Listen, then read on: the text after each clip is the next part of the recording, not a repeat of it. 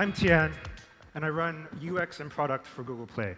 And I'm extremely happy to be here with you today. And I'm very honored to get to represent a few of the things that were presented at Google I/O this year. Now, I can't go through everything that was presented.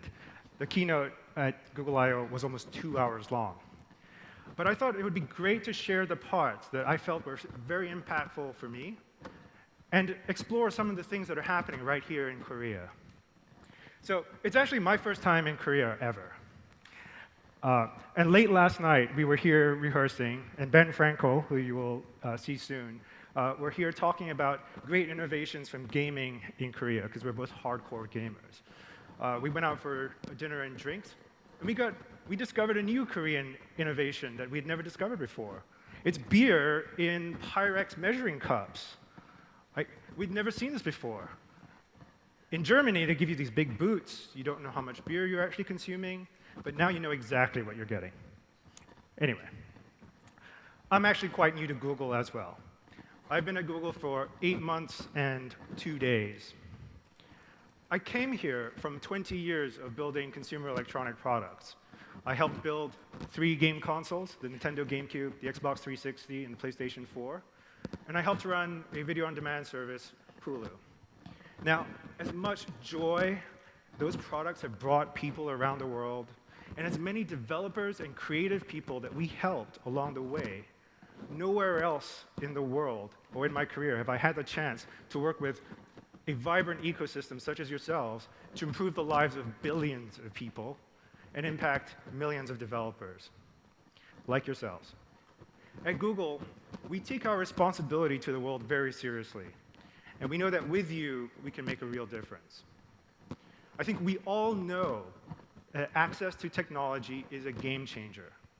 Whether it's teachers learning to put the latest technology to use in the classroom, or helping job seekers grow their skills and find new jobs, or helping small business owners build an online presence and find more customers, access to technology has a profound potential to improve lives. And that's why Google is committed to bringing digital skills to everyone worldwide. So far, through Grow with Google, we've trained over 25 million people in digital skills, and we expect that number to go over 60 million over the next 5 years. That's more people that we can bring into the ecosystem, either as users or developers. Now, a key component of this ecosystem, of course, is the Android ecosystem, Android operating system, which, I don't know if you know, it turned 10 this year.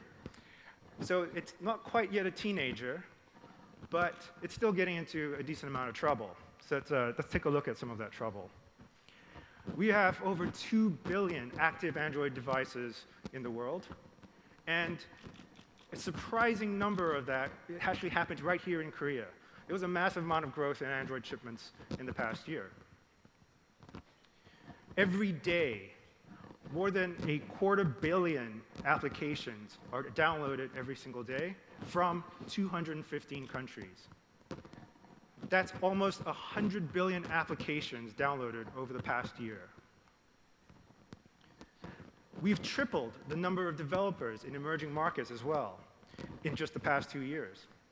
And with such growth, we take our responsibility to invest in the developer experience even more seriously. We want to respond to feedback and create more opportunities for developers across the globe. Subscriptions are a big part of that opportunity.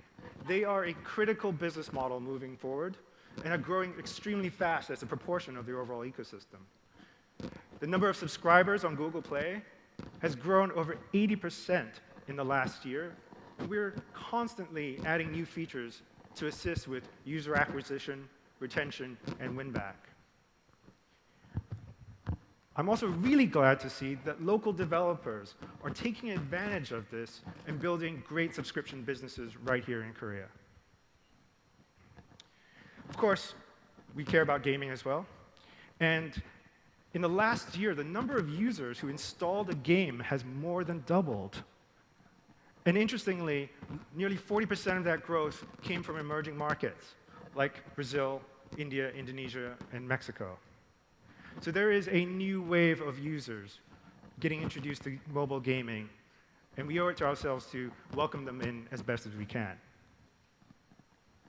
We're very proud of the way that Android and Play have contributed to growth in the mobile economy, and especially here in Korea and around the world. Android provides the open building blocks for all developers and device manufacturers, and Play provides the tools and access to a very diverse global market.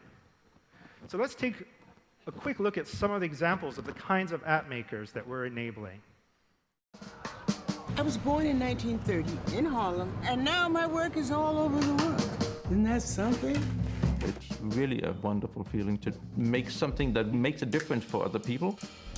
I've done over 150,000 kilometers, and maybe someday I will look back at it and feel like, yeah, I've had a good life.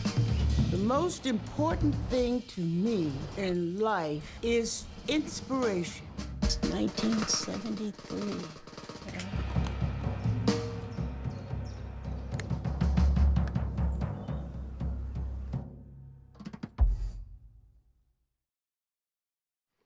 At Google, we really believe that innovation and inspiration can come from anywhere. And we're super passionate about making it possible for anyone to bring their great ideas to life. So you just saw a quick view of 3 of the stories in the I Make Apps campaign. And I wanted to quickly highlight the left icon there, Be My Eyes. If you're not familiar with it, it was pitched by the chairmaker that you saw in the video. He went to a startup weekend and pitched the idea. And by the end of the weekend, he had inspired a group of developers to make this happen. So Be My Eyes enables anyone around the world to help a sight-impaired person through video conferencing. There are almost 1 million volunteers around the world speaking almost 200 languages, helping about 84,000 blind or low vision users out there. That's just absolutely inspirational, and an idea of the kind of good that we can do in this world.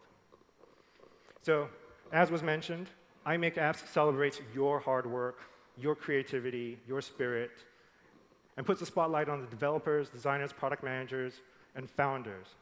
So please check out the link, explore the Experience Lounge, and find out how you can get involved in the celebration of the Android community.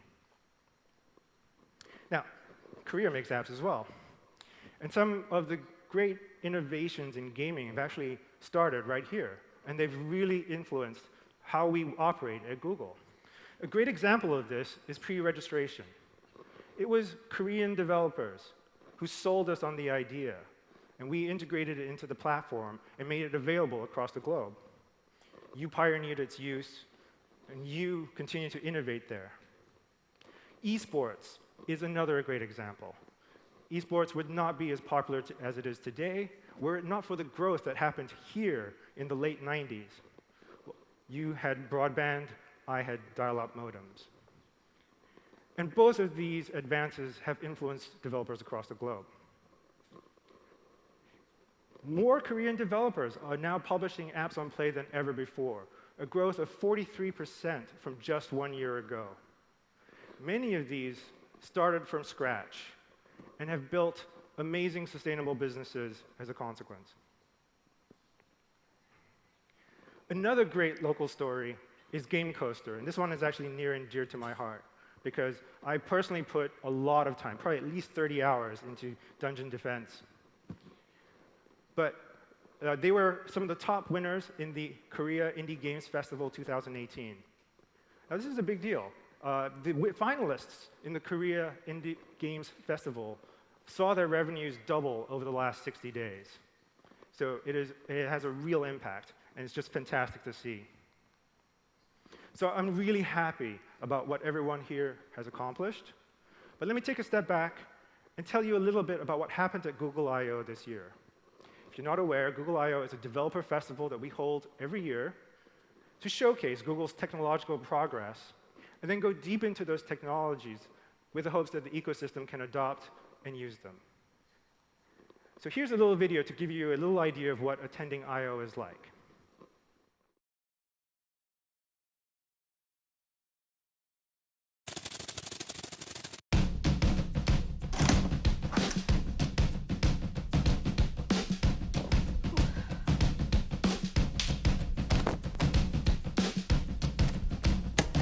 so I need to leave in about an hour.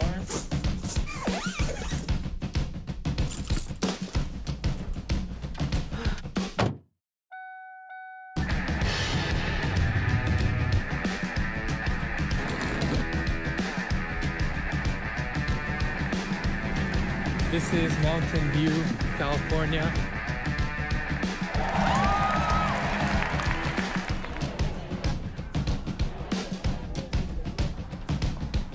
Hi, so nice to meet you.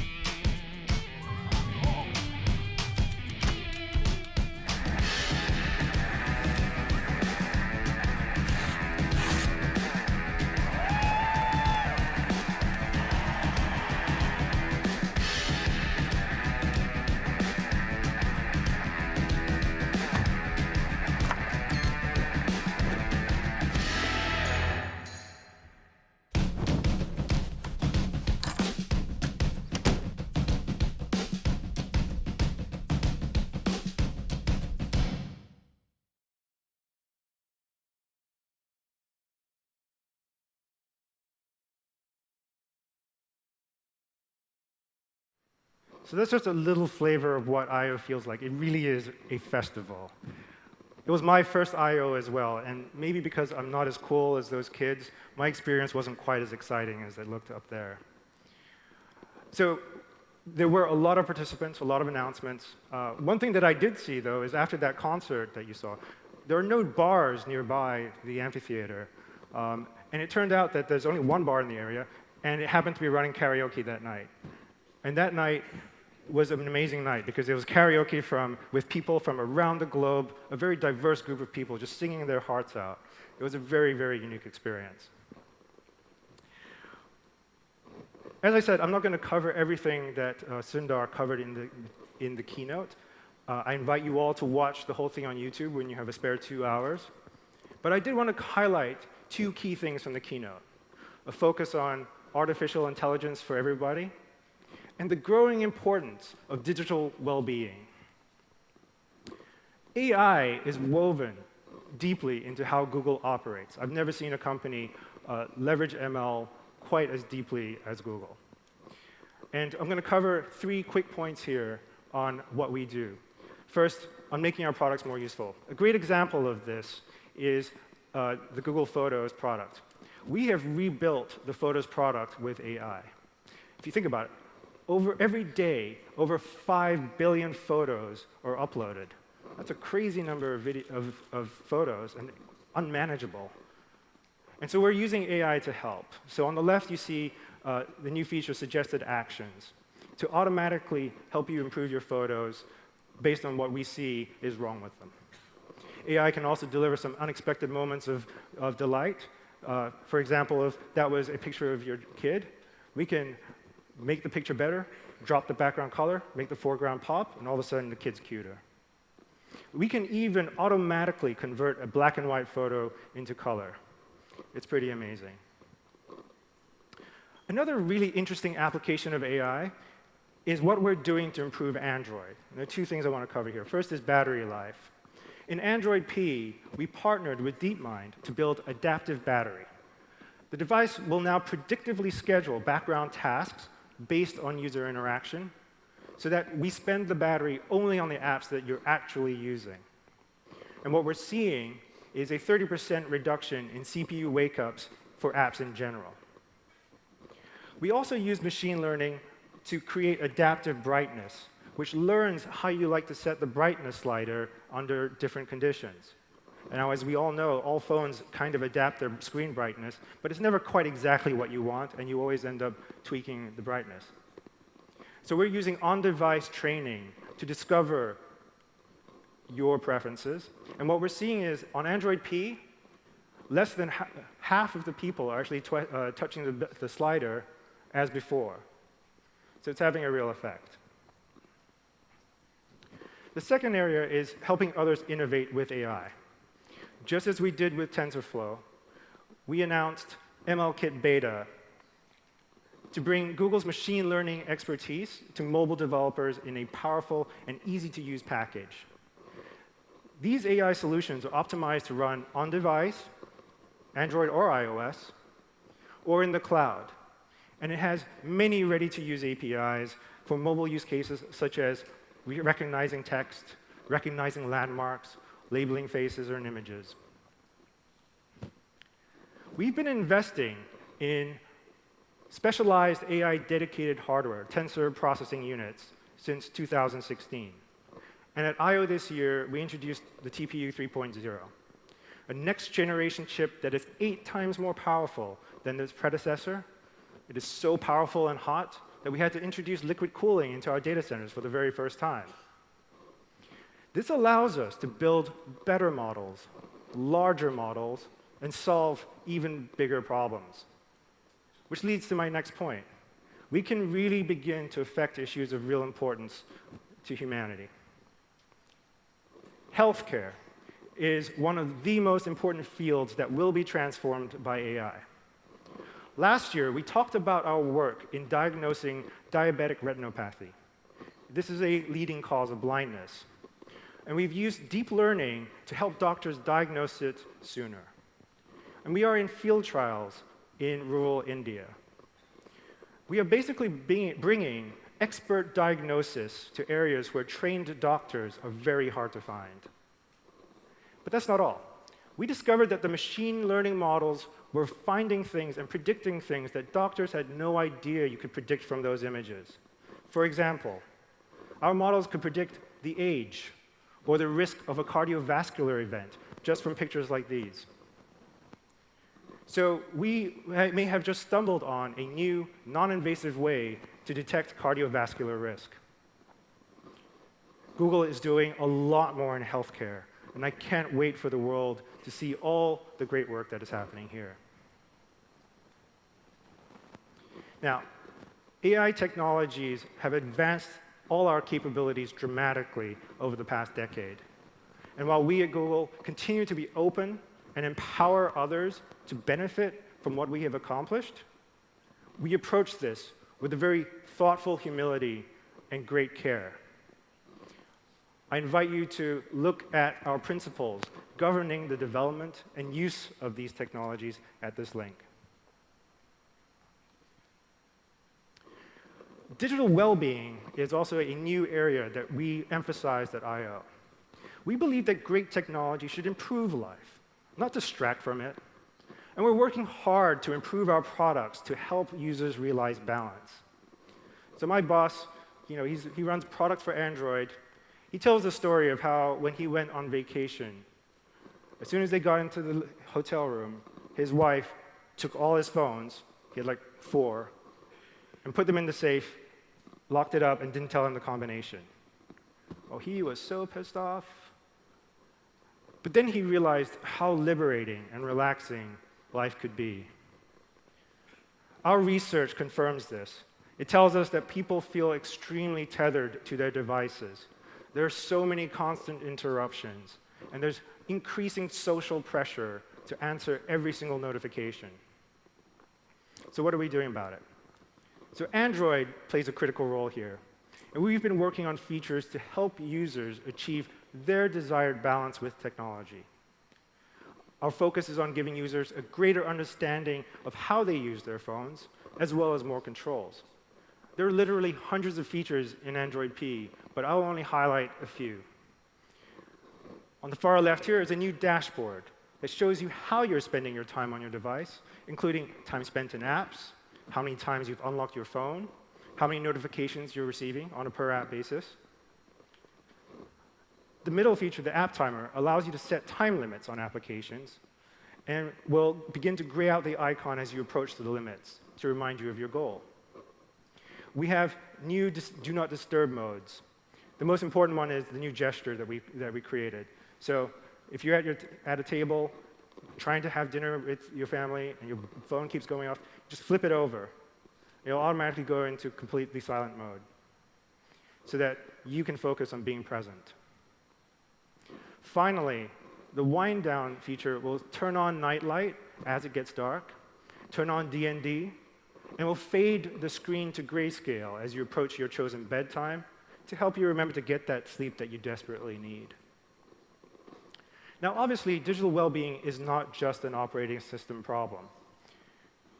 We all bring Android to life through our apps and games, and thus we all play a very critical role here. On our side, for example, YouTube has shipped features to remind people if they've been watching for too long to perhaps take a break. But more broadly, we want to engage with the developer ecosystem to ensure that we enable better discovery, engagement, and set some quality standards for apps that respect users' time, attention, and overall well-being. So here are a few things that we're doing. This year at the Google Play Awards, we launched a new category called Standout Wellbeing Apps. It allowed us to recognize outstanding apps like Simple Habit, Headspace, or Fabulous, who've demonstrated responsible design and engagement strategies, and of course are geared towards improving all our lives. The next thing we're doing is we'll be building out Play Store editorial collections that promote well-being, from improving mental health, learning to eat right, managing reproductive health. Thirdly, we've brought in experts to host digital well-being workshops in Europe, empowering developers to build apps and games with sustainable user engagement patterns. So expect to hear more about this over the next few years. That was just a few of the key points from the keynote at I/O. We then gave a developer keynote that focuses on developer topics, and you'll be hearing a lot about these over the next 2 days. So I just want to highlight one key announcement that affects everybody, and that is the Android app bundle. It's a simple name, maybe even a boring name, but it actually marks the culmination of years of work to completely re-architect how apps are built and delivered to billions of devices. It is a big achievement and a really big deal. Over the years, apps have gotten huge. And because the ecosystem has thrived and gotten more complex, the apps have to adapt. That's why they have multiple libraries for multiple CPU architectures, resources for different form factors, and many, many languages, because we are a global business. And if you're innovating and have some great feature that's only used by 1% of the users, it has to ship to 100% of the users. And this has a real effect on your outcomes, on conversion and successful downloads. This is not just an emerging markets problem. A 100-megabyte app today has a 30% chance of failing to download due to a lack of storage. So what are we doing about it? You'll hear more about this, but you will use Android Studio to build an app bundle and upload it to Google Play. This will have everything that you currently supply today. But when a user decides to attempt an install, Google Play will now dynamically generate a lightweight APK with only the code and resources that that specific device and that specific user need. So we are reconstructing an app on the fly and delivering it, and we call this dynamic delivery. You might be asking, well, what's the impact to us? And the impact is actually quite huge. On average, developers are seeing an average of 20% reduction in app size. But as you can see here, many apps are seeing an even greater benefit. And this is all with very minimal work. If you go on Twitter and search for Android App Bundle, you'll see all kinds of tweets talking about how amazing their outcomes have been.